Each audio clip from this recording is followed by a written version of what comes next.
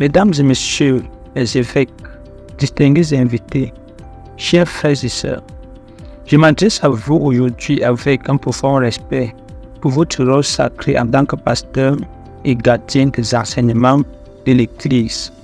Nous sommes réunis dans un monde qui évolue rapidement, confrontés à des questionnements éthiques et moraux qui nécessitent une réflexion profonde et un engagement ferme envers nos valeurs fondamentales. Au cœur de ce défi, un sujet qui a suscité de vives discussions est celui de la bénédiction des couples homosexuels. Dans ce débat complexe et délicat, je tiens à exprimer ma reconnaissance envers vous, évêques africains, qui avez pris position avec clarté et détermination en affirmant que l'homosexualité n'a jamais été et ne sera jamais une valeur africaine. L'Afrique, riche de sa diversité culturelle, a longtemps été ancrée dans des traditions anciennes, imprégnées de spiritualité et de valeurs familiales profondes. Ces valeurs ont été transmises de génération en génération, façonnant l'identité et la compréhension du bien et du mal au sein de nos communautés. Dans cette perspective, il est impératif de souligner que l'homosexualité n'est pas une pratique qui a trouvé écho dans nos racines culturelles. En affirmant cela, nous ne cherchons pas à promouvoir la discrimination ou l'intolérance envers quiconque. Au contraire, nous nous efforçons de protéger les valeurs qui ont été le fondement de nos sociétés africaines. C'est un appel à la préservation de notre identité culturelle, une invitation à maintenir les piliers qui ont contribué à façonner nos communautés. L'Église, en tant que guide spirituel, joue un rôle essentiel dans la préservation de ces valeurs.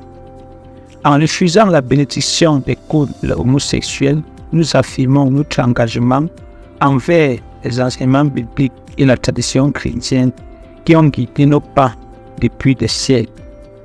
Nous nous élevons contre les pressions extérieures qui tentent de redéfinir nos convictions et nous défendons la vérité qui transcende les modes passagers de la société. Néanmoins, il est crucial de souligner que notre refus de bénir les unions homosexuelles ne signifie pas un rejet des personnes concernées. En tant que chrétiens, notre appel est à aimer et à accueillir tous nos frères et sœurs, quelle que soit leur orientation sexuelle. Notre rôle est de prêcher la bonne nouvelle et amener tous ceux-là qui s'égarent à la repentance. En concluant, chers frères et sœurs, chers évêques africains, je vous exhorte à rester ferme dans votre engagement envers la vérité chrétienne, tout en maintenant un esprit d'amour, de compréhension et de dialogue. Que notre témoignage puisse être une lumière dans l'obscurité, guidant les âmes sur le chemin de la foi, de l'amour et de la vérité. Que Dieu bénisse le continent africain, guide notre Église et accorde la sagesse nécessaire pour faire face aux défis de notre temps. En toute humilité, je suis votre humble serviteur. La patrie ou la mort, nous vaincrons. Vive l'Afrique, vive le panafricanisme.